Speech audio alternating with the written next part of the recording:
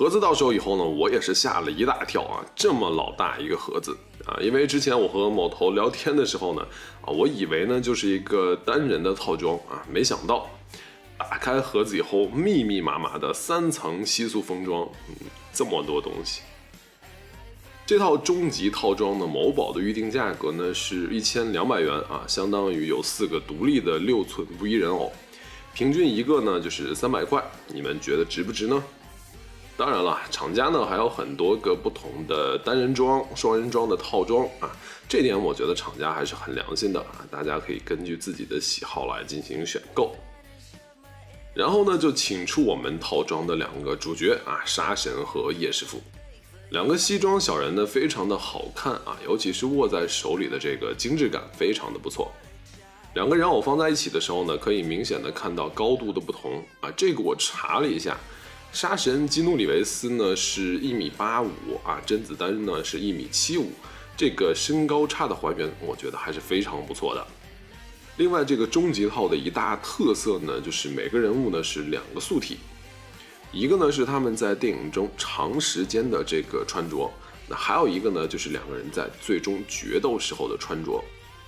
同时，由于每个人物呢还是双头雕的配置啊，那这个时候呢你就可以得到2个杀神、2个叶师傅啊，一共4个完整的人偶了。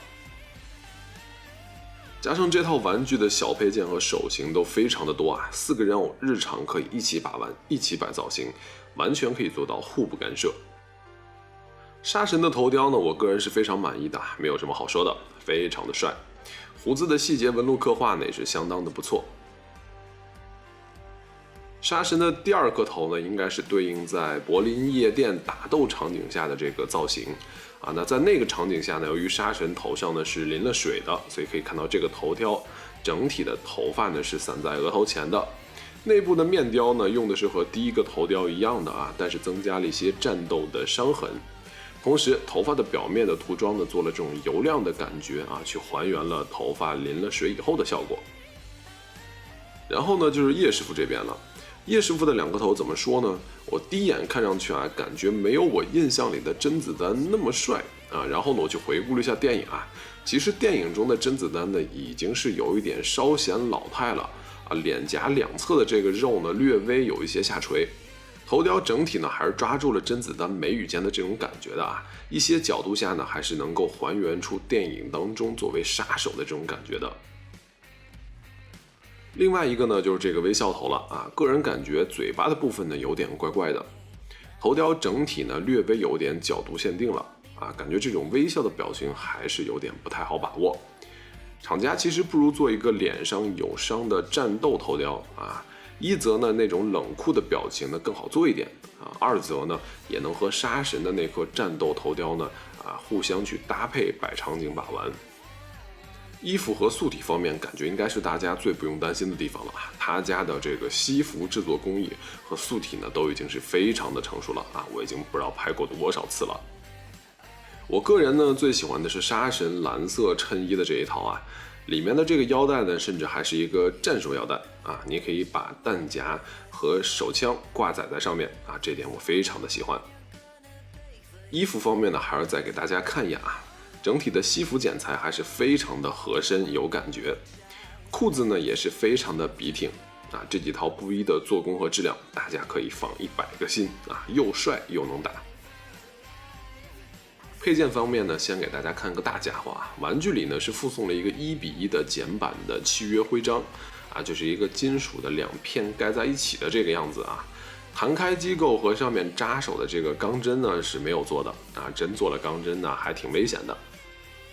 杀神这边呢，除了自身的1对手型，还有5对常规的加一个中指的手型。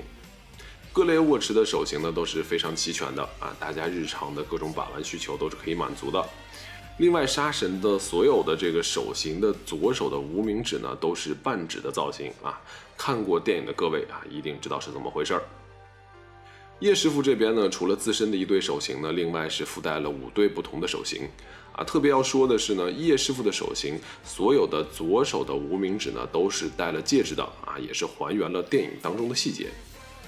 杀神系列电影呢有一个非常重要的角色啊，就是这个杀神的狗子啊，套装里面呢也是附带了。武器方面呢，首先我们来看这把2011蝮蛇啊，来自于塔兰战术。玩具上呢可以看到侧面还原了 Pet Viper 的字样和塔兰的 logo。没有还原到的地方呢，就是这个滑套另一次的刻字没有做出来啊，还有滑套前端的这个补偿器没有做出来。另外，这个滑套呢是可以拉动的，弹匣呢也是可以拿下来的。两把西格绍尔的 P365啊，这个呢是叶师傅在电影当中的用枪啊，这一把枪口的前端的致退器呢还原了出来，非常的棒。然后呢还有两把决斗时候使用的复古枪，枪身呢可以中折上膛。另外呢也为这两把复古枪呢做了决斗时候的这个小木箱啊，里面呢还有几发小子弹，可以把复古枪放进去还原电影当中的样子。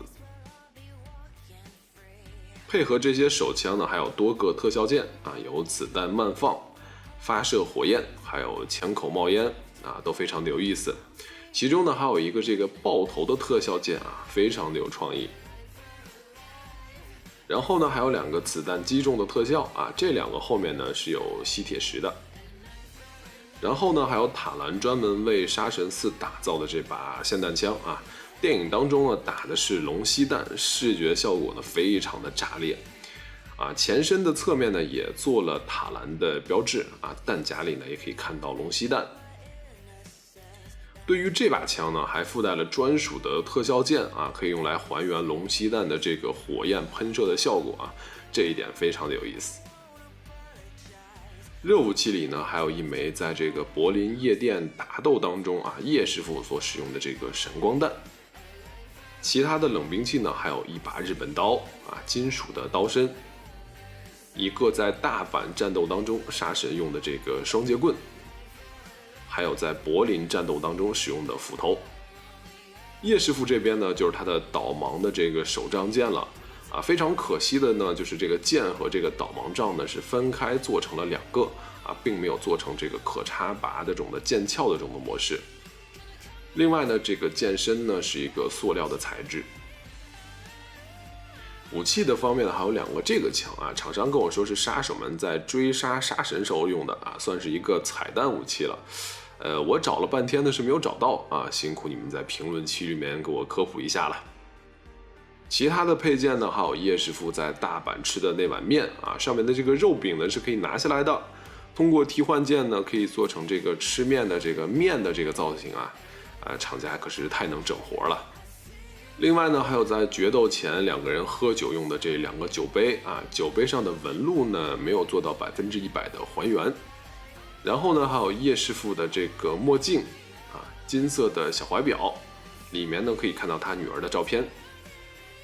然后呢，还有杀神的这个墨镜啊，考虑到杀神的头发呢啊，这里给他的墨镜的镜腿呢都是短的啊，卡到头发里呢就可以了。然后呢，还有杀神的手表啊，这个表呢，杀神从楼上摔下来的时候呢看过。然后呢，还有杀神里面最出名的武器铅笔啊，然后呢，还有他们在柏林的赌桌上的这个扑克牌。把玩方面呢，我对这个素体呢太熟悉了啊，简单给大家掰一掰看一下啊。这个素体在我前面的视频里呢做过专项的扒了玩具衣服的观察和评测。综合来讲呢，布衣的选材弹性不会对人偶带来特别大的干涉，全部双关节的情况下，大家日常所需要的一些动作幅度呢，都是可以比较轻松的摆出来的，整体的把玩的体验和这个手感呢，都是轻松加愉快的，现在这个动作我感觉就能综合体现出这个素体的这个可动性了。我这套玩具呢，在玩的时候呢，发现部分手型呢替换是特别紧部分手型呢是替换有点松的大家在把玩的时候注意一下。